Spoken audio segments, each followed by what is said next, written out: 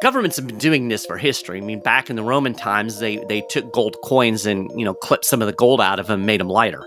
That was the way of debasing the currency. You have this coin that's worth $1 that's an ounce of gold, and then they clip a little bit out of it, and now it's less than an ounce of gold, but it's still $1. So you're basically devaluing your currency. Well, when you do this, it allows the government to borrow more.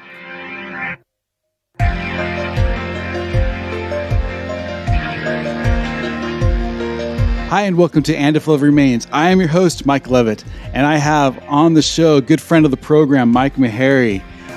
Mike, he serves as the National Communications Director for the 10th Amendment Center. He's also the managing editor for the Shift Gold website, and he's the author of 4 books and several ebooks, one of which we're going to talk about today. And welcome to the show, Mike. I appreciate you taking time to be on with us today. It's always a pleasure, man. I appreciate you having me. I'm excited to talk to you about stuff and things. Yeah, stuff and things. First thing I want to mention is I'm just so impressed with the 10th Amendment Center.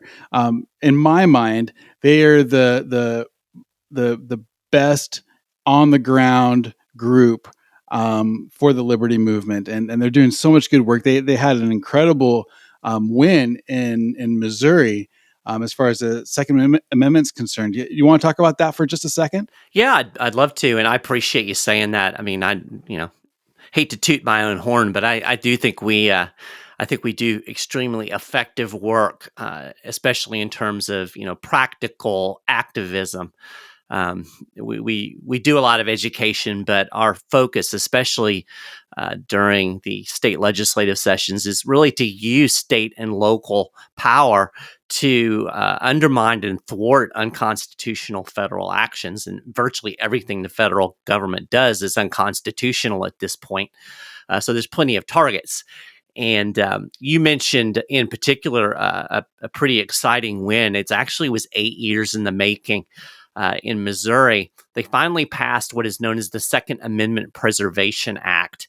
And in a nutshell, this piece of legislation, which is now law, prohibits the state of Missouri from cooperating with a pretty wide gamut of past, present, and future federal gun control.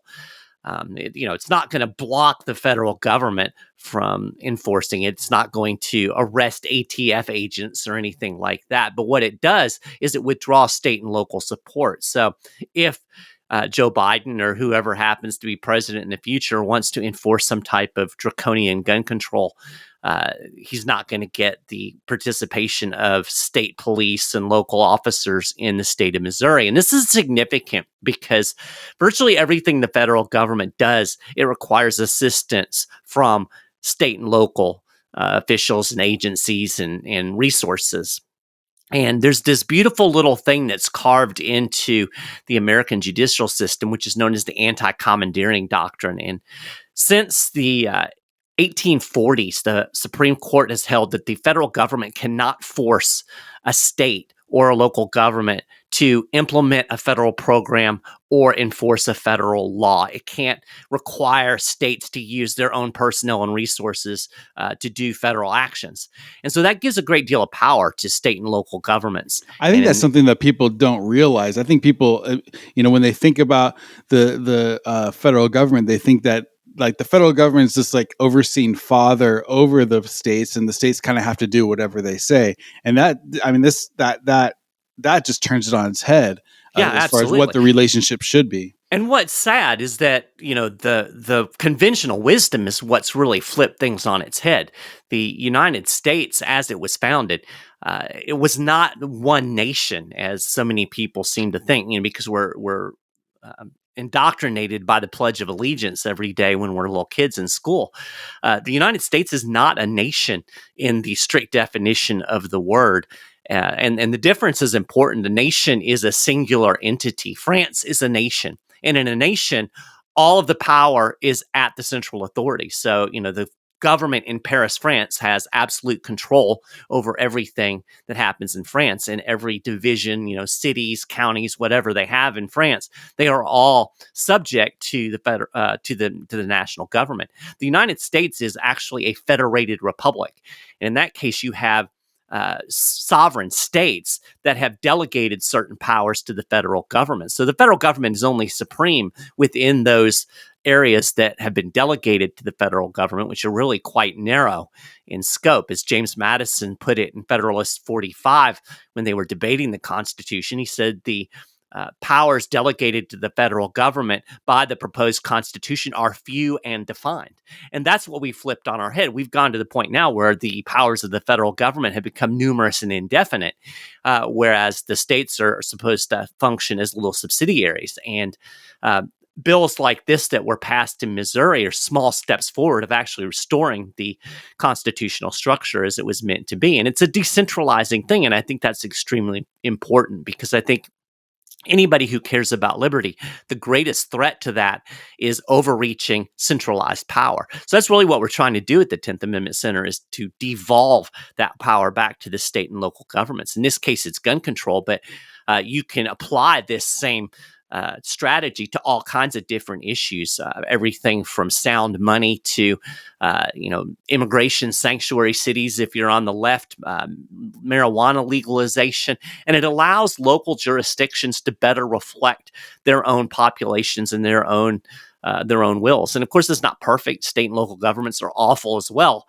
But I'd rather have a decentralized system where there can be some escape valve. If you live in a place where you want strict gun control, well, then move to California. Right. You don't want to be in Missouri, but at least you have that option. And, I think it was a huge victory for the right to keep and bear arms. And Arizona actually passed a similar bill as well. So it wasn't just Missouri. Yeah. And we're really excited about it. And hopefully we can build on that in the coming years. That's wonderful. And the other thing I appreciate about the 10th Amendment Center is it is truly nonpartisan. It is equally against tyranny in any political party or form. We make everybody mad. That's right. That's right. We even make libertarians mad sometimes, because I've heard that. Yeah, because it's we don't want to use the federal government as some kind of liberty enforcement squad, right, where you're trying to impose liberty from the centralized power. Federal government isn't empowered to do that either. That's not among the delegated powers. So we sometimes step on some libertarian toes when we say, maybe it's not such a good idea for the Supreme Court to be making broad sweeping dictates that apply to 350 million people. Yeah. And again, I think that the very practical and substantive approach that you guys take is making some of the biggest differences, and I'm excited to see what's going to happen next. And I know that lots of groundwork has to be laid in order for something to happen like what happened in Missouri, but it's those little steps that make the difference. So yeah, it's interesting. There's a letter that Thomas Jefferson wrote to a friend of his who was a reverend. I can't think of his first name off the top of my head. The last name was Clay. But there's a line that really sticks out in that letter to me. Jefferson said, "The ground of liberty is to be gained by inches." And he was really making a strategic point that, you're not going to get, when you have tyranny that has become as overreaching as it has in modern day America, and of course, all over the world, you're not going to gain that back in one fell swoop. You have to take that ground back by inches. And that means small steps forward, small victories forward. So, each of these legislative victories are important, but we also have to remember that we're not done. We can't just rest and say, okay, we're done. We had this victory. It's a constant battle. It's a constant progression, as Jefferson put it, by inches. And that's really the kind of underlying philosophy of what we're doing at the TAC. And that frustrates people sometimes too, because we'll often, support incremental small steps forward, even though they may not be the whole kit and caboodle. And people say, well, you're not really for liberty here, but you have to be willing to work strategically and gain that ground by inches. And sometimes that's a hard line to walk. You have to know, when to give and when to stand firm. And that's part of the work that we do every day over at the TAC. Well, highly encourage any of my listeners who are interested in liberty, and if you want to see um, uh, practical policies and things to put in place that can over the long term increase the liberty in our United States. Support the 10th Amendment Center. Go check it out. Read the documents. Read what they've got out there, and if possible, throw them a shekel or two, because that money is well worth. It's well worth it. I can't tell you how much I appreciate and support the 10th Amendment Center. That kind of leads us into your new ebook, and it's interesting. We talk about centralized power, and your book is entitled "The National Bank versus the Constitution," and I'm curious what inspired you to write this, and what are we talking about when we talk about the national bank? Yeah, it's a great question. So, a couple of years ago, I was doing some research on various clauses in the Constitution: General Welfare Clause, the Commerce Clause, necessary and proper. These clauses in the Constitution that are often used to justify uh, various overreaching federal programs. And so, you can go back to the ratifying debates, and you can find that these clauses are actually rather limited in scope. And as I was researching, I kept running across quotes that were coming from a document that Thomas Jefferson wrote when there was the first big constitutional debate over whether or not the United States could charter a national bank.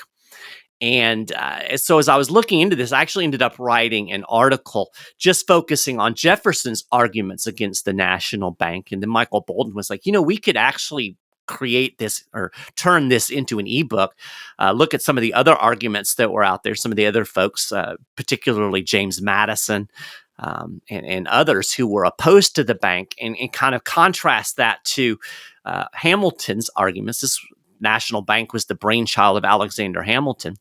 And so it turned into a really neat project, and it kind of does several things. The first part of the book actually explains, why governments love central banking. And, in a nutshell, it gives them control over the currency. And by having control over the currency, it allows them to borrow and spend far beyond what they would be able to do if they were restrained by, actual taxation. And so every big government person loves a central bank because it facilitates this spending. And so I talk a little bit about the Federal Reserve and note that its roots go all the way back to Hamilton's National Bank, which was it was just 2 years after the Constitution was ratified that this debate was happening. But I think even, more significant than that, this was really the first constitutional debate. And I would argue, and I do argue in the book, that the fact that Hamilton ended up winning this argument really put in place the mechanism that led to so much of the federal overreach that we see today, because people bought into these arguments that really expanded federal power. And had Jefferson and Madison prevailed, and they should have, if we were going by what was promised during the ratification debates, we would have a much less expansive government today than we actually do. Not only because we wouldn't have this central bank that's facilitating, $1 trillion deficits, but also because we would still be holding to the promise of, as Madison again put it, a federal government with powers few and defined. Hamilton's arguments literally turned the Constitution on its head. And one of the most significant things that he does that we really dig into in this book is, when the Constitution was being debated, Hamilton said the federal government would have only the explicit powers that were delegated to it. He used that word, explicit powers, in the Federalist Papers. And then all of a sudden, magically, after the ratification, he discovered implied powers, these mystical implied things that weren't really there, but they're there. And if he had talked about implied powers during the ratification debates, we wouldn't have a constitution today. The people of the states would not have ratified had they thought that it was going to lead to this, the this ultimate idea bait and switch, huh? Yeah, it was. I argue, this is debatable, I'm sure, but I say that Hamilton gave us one of the greatest political flip-flops in the history of the United States. When you look at his arguments for the Constitution during ratification, and then all of the things he said during this bank debate, it's literally 180 degrees different. He says things that are completely contradictory within a 2-year period, and I mean, politicians do this all the time, so it shouldn't shock us, I don't guess, but given the ramifications, it's pretty sad. And Hamilton is still revered in many circles as a great American politician. And why I mean, let's back up. I want to back up and kind of go basic here, because when most people think about the bank, they're thinking about the bank on the corner where people keep their money, or maybe if they have a little bit of education and understand the Fed, they might understand the Fed to a little certain degree. But a national bank, how is that different from the local bank down the street, and why does that give the central government so much power? Yeah, a national bank has monopoly control over the currency, and as a result, it can expand the currency at will. And governments have been doing this for history. I mean, back in the Roman times, they took gold coins and clipped some of the gold out of them, made them lighter. That was the way of debasing the currency. You have this coin that's worth $1. Well, it wasn't $1 then, but we'll say $1 just for sake of argument. This coin that's worth $1, that's an ounce of gold, and then they clip a little bit out of it, and now it's less than an ounce of gold, but it's still $1. So you're basically devaluing your currency. Well, when you do this, it allows the government to borrow more, and that's really the whole impetus behind it. When you have a central bank that the government can quote unquote borrow money for, it really creates an unlimited well of money that the government can tap into, much more so today than even back in Hamilton's time. There was still a good bit of constraint on monetary policy, although the national bank did have some ability to expand it through credit. But today's Fed can literally create money out of thin air. We call it printing money. They're not really, running dollar bills off in the basement of the Eccles building, but they can literally few keystrokes and they're creating money. And it's extremely important to really grasp this, and it's hard to grasp, and that's why I think that most people don't. So I'm going to try to give the layman's version of how the Federal Reserve allows the government to borrow money. Okay. Yeah. So obviously, if there are two ways that you can fund government spending. You can tax it, so I can come to you, Mike, and I can, take $1 from you and give it to the Treasury, and then they can go spend that $1 on a gun. The other way that they can do this is borrow money. So in order to do that, they have to issue a bond. We call them Treasury bonds. And so they literally go out and they sell you, Mike, a Treasury bond. You give them $1, and in 10 years, they'll give you your $1 back plus interest. So, not a bad deal for either party, I don't guess. It's basically the same way that we borrow on a credit card. We take the money now and we have to pay it back later with interest. Right. Well, okay, that's all fine and good for now. But the Federal Reserve actually has the power to buy treasuries. So, in essence, it is creating artificial demand for U.S. Treasury bonds. So if you go out on the open market, there is there's certain people who want to buy bonds for investment / savings purposes. We've got government institutions in the United States that will buy them, states, corporations, individual investors.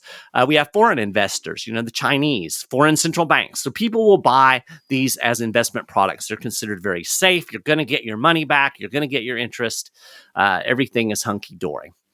But the problem is, as with anything, there's only so much that you can borrow, right? There's only so many bonds that you can sell out there in the open market before people are like, I don't want any more of these. Right. And so when that happens, as with all things supply and demand, then the price of the bonds have to go up or have to go down to entice people to buy them.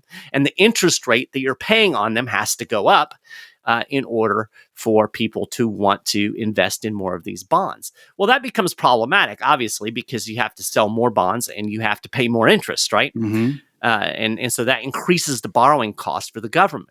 That's where the Federal Reserve enters in. They can go in the open market. They can buy up a bunch of these bonds.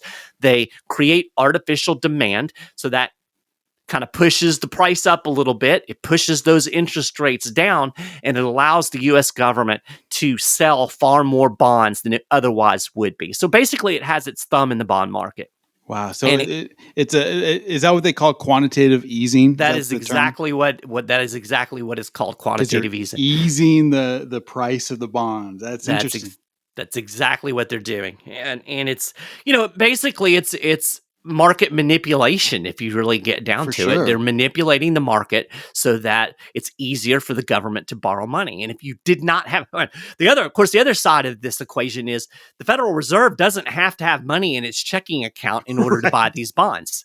It pushes a button, it creates the money. So brand new money goes to the bank. The bonds go to the Federal Reserve. The bank sends that money out into the economy, and you end up with more dollars. That's what we call inflation. And eventually, the buying power of your money decreases as the Federal Reserve puts more and more currency into circulation.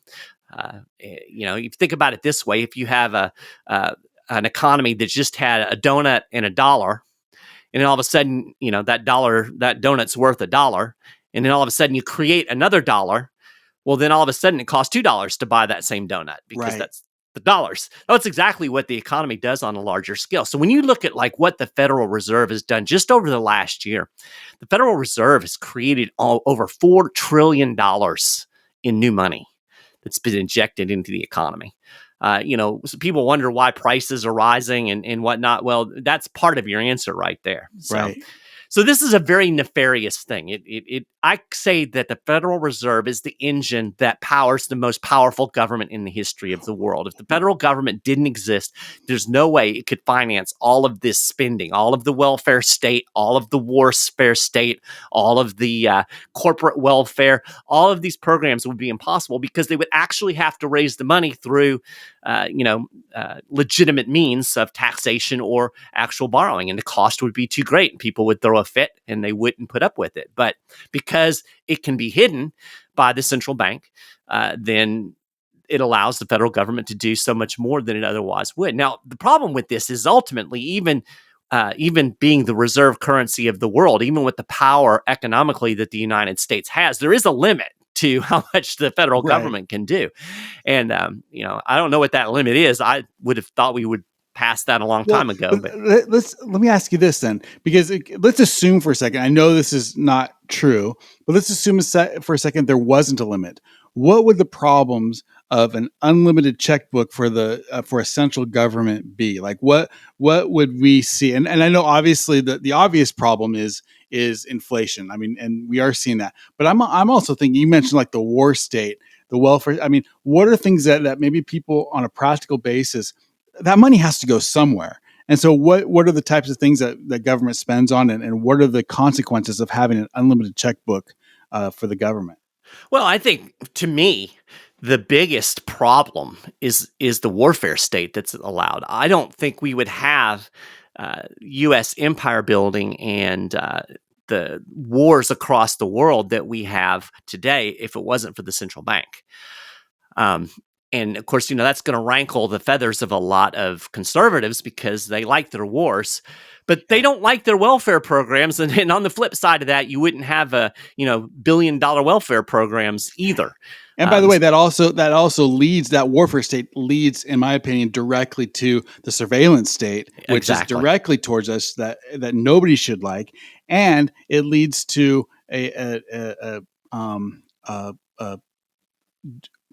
a draconious IRS that is going to do everything it can to pull every dollar out of our pockets. Yep, absolutely. So, and let's look at it, just step back from a more macroeconomic standpoint. I think people get confused because they confuse money with stuff.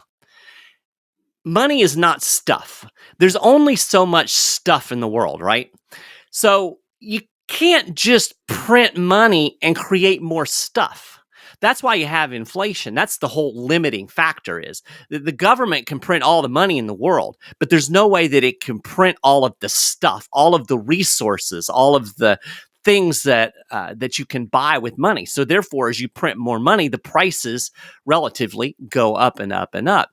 But people are fooled into thinking that the government is actually creating something. It's not. It's merely using its power to print money, to pull more resources out of the private sector and use them for government purposes.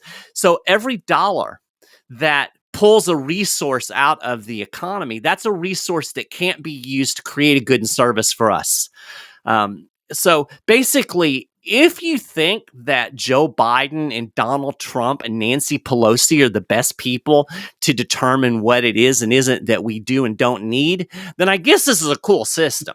But if you're skeptical of Donald Trump and Joe Biden and Nancy Pelosi and Mitch McConnell and all of these clowns in Washington, D.C., maybe it's not such a good idea that they are using the printing press to control all of the world's resources. Yeah. That's really the problem. It's pulling resources out of productive means and putting it into government means. And I would argue that almost always, even if the government's trying to do something good, it can't even do that right, Yeah.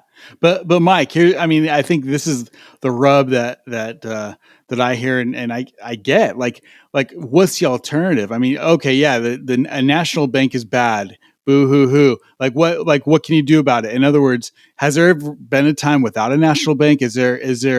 Do we have anything to go by? I mean, who's going to control the money other than the government? Like, is there another alternative? Yeah, absolutely. Currency competition, just like anything else. Currency didn't come into existence because some government somewhere said, okay, gold is going to be money.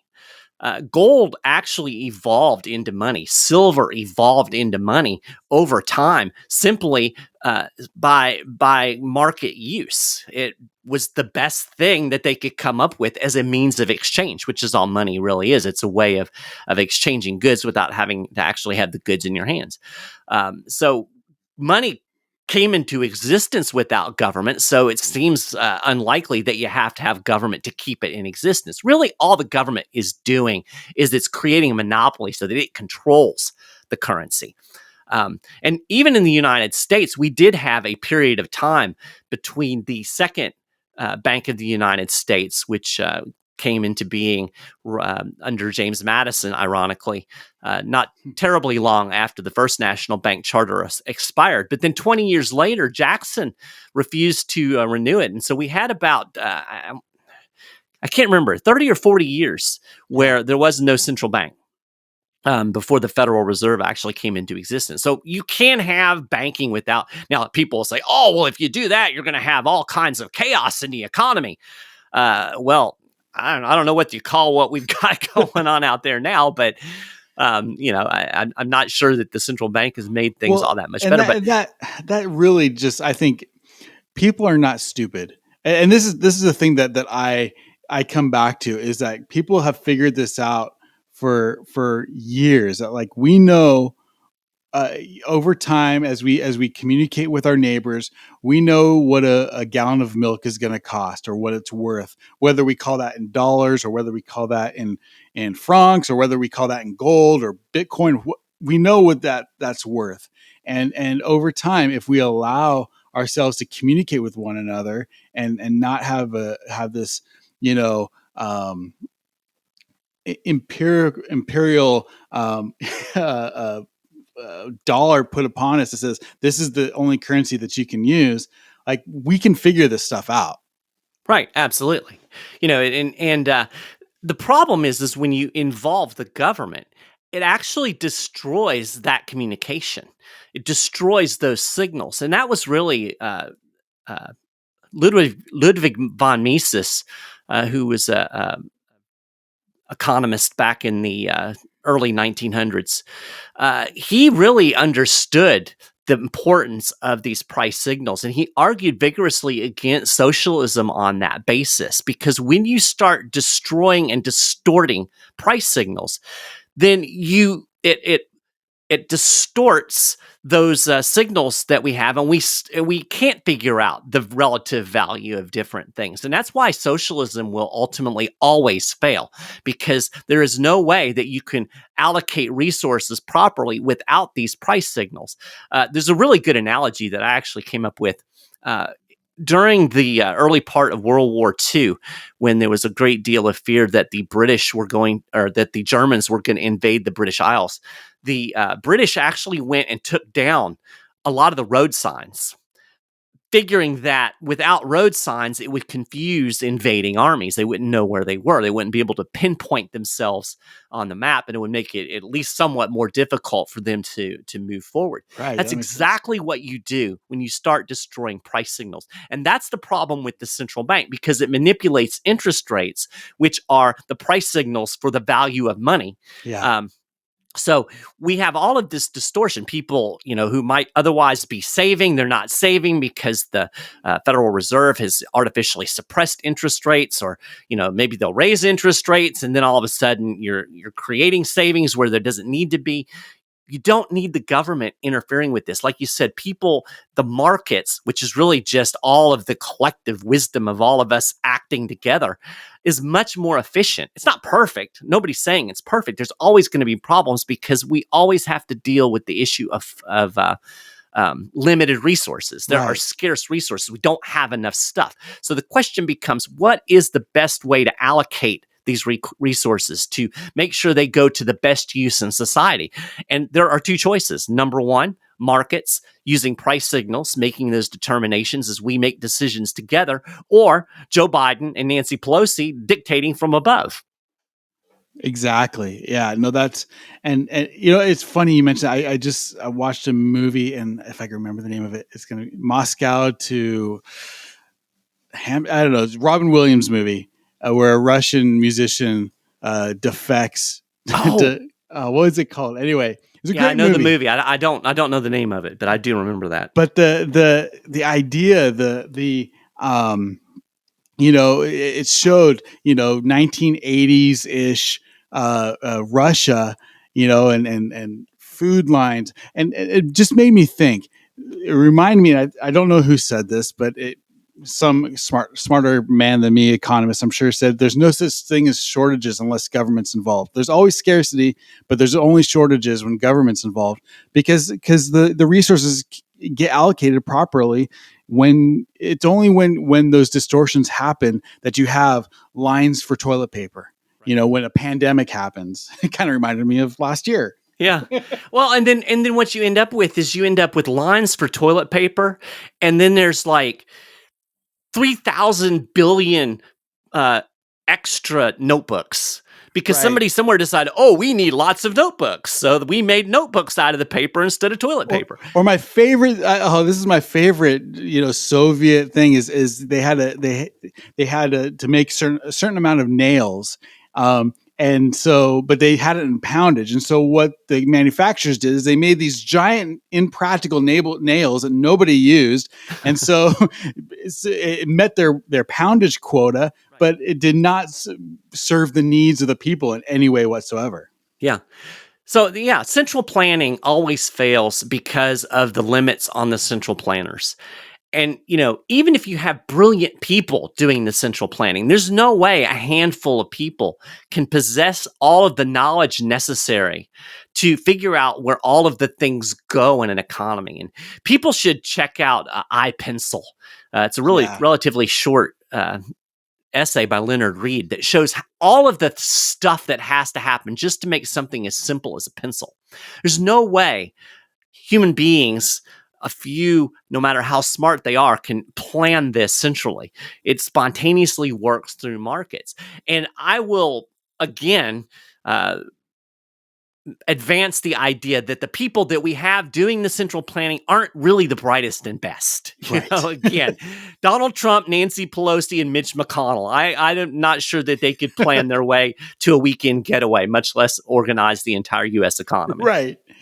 All right. So take us back into history then. I mean, obviously, in at least the American history, Alexander Hamilton's kind of your villain in this story, which understandably so. What do you think he had in mind? I'm trying to like imagine, other than I just here's a group of people who have decided that they're going to throw off the shackles of a king, and they're creating a new government. And here's Alexander Hamilton, trying to impose a bank that will, instill a lot of those same tyrannical forces on the people. Like, what was he thinking? Well, Hamilton always was in favor of centralized, nationalized power. He was, in essence, a monarchist. I think his issue with England is it's just that it wasn't a good monarch. We want our own. It wasn't the right people running the... Right, yeah, exactly. It's like the people who want to vote the bums out. You always end up with a new set of bums. But yeah, it's interesting. If you go to the Philadelphia Convention where the Constitution was hammered out, he actually left in anger because he realized that his vision for the government wasn't going to come into being. And he actually did a speech early in the Philadelphia Convention and where he kind of laid out his plan. And one of the things that he wanted was a president for life. So he had very much these monarchical tendencies. He wanted centralized national government. He recognized in the Constitution, I really do think that when he pushed for ratification and when he said that, oh, yes, this is going to be limited, enumerated powers and all of these things, I really think he was lying.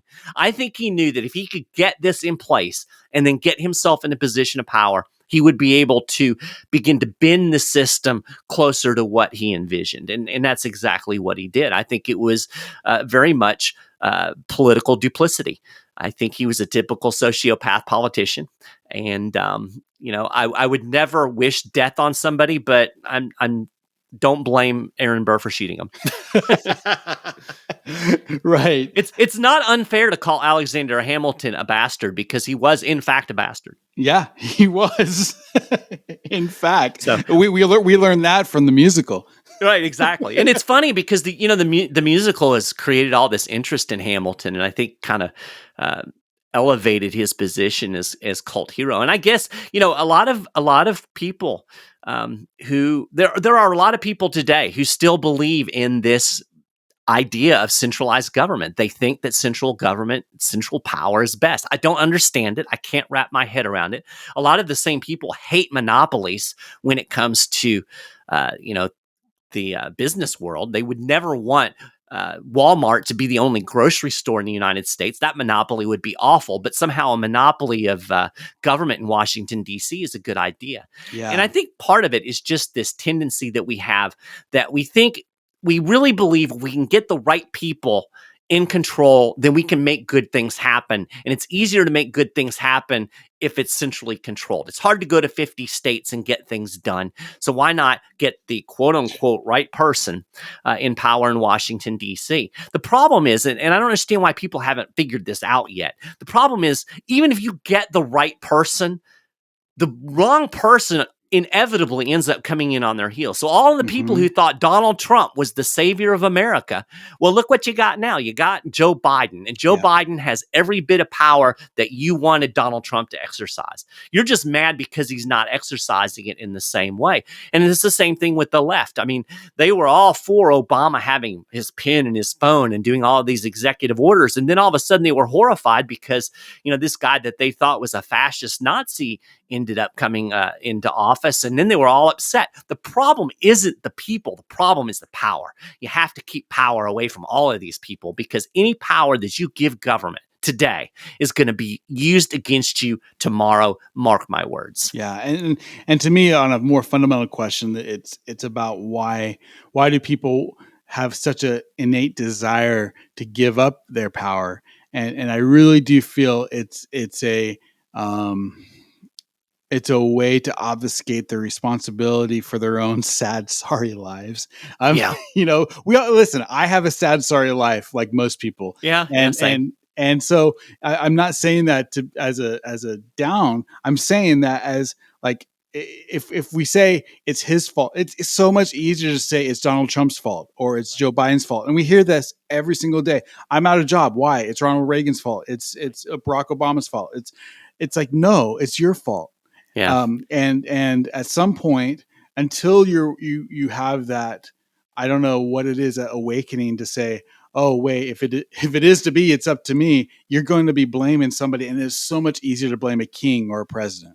Yeah. Well, I think you're on to a very fundamental truth. And I think the other thing that plays into it is that, let's be honest, who really wants to learn economics? Right. Right? I mean, I'm a nerd. I like economics.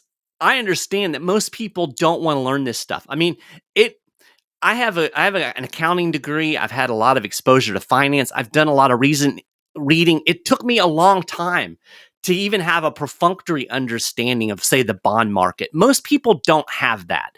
So we tend to be driven along by our emotions. And our emotions say, you know what? It's a good idea if the government spends money, if we have enhanced unemployment to help people out. And we're just not taught to think in terms of economics and to see, as Bastiat described it, the unseen, the consequences of these actions that are negative. We don't think that way. And so in some ways, you almost can't blame people for not understanding what they've never been taught,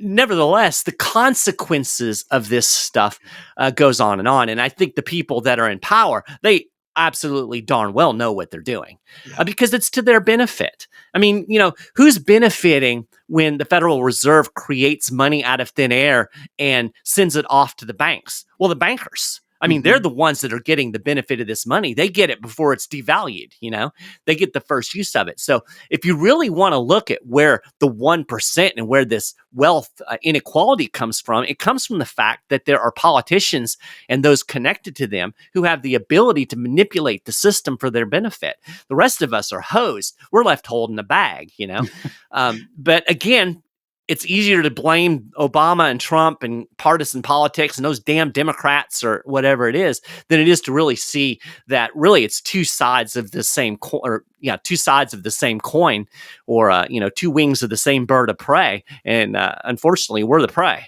Yeah, and it's interesting, and this is a not just American problem. This has been a problem for centuries. And I love that you went back to Rome in the beginning of this. One of my favorite quotes is by Cato the Elder. And he's talking about, different ways to earn wealth and to gain wealth in life.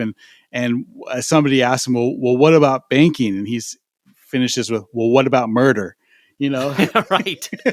It's one of those things like these are the people that are, they're the people that want to turn us into serfs. And that's, whether, and again, as you said, I love it, whether we're ignorant of it or not, like the consequences are the same. It doesn't change the facts. Right. And so finish up first. How can people get a hold of, again, we're talking to Michael Maharrey, the author of the new ebook, the National Bank versus the Constitution. Where can people pick this up, and what do you hope that they gain from it?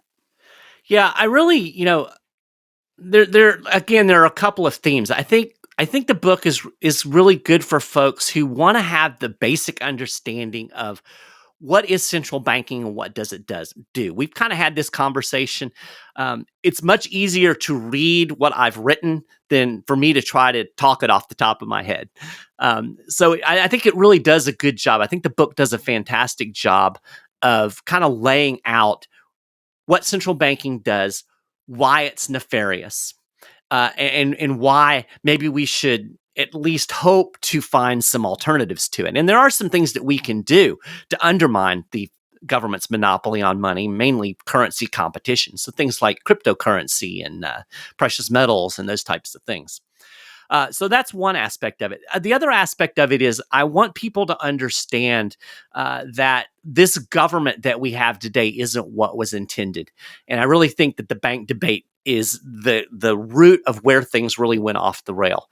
And when you read Jefferson's arguments, when you read Madison's arguments against the bank, and there were others who were opposed as well, when you read these arguments, you really start to understand what the vision of the Constitution really was as ratified. And then you start to understand just how far we have skewed away from that vision.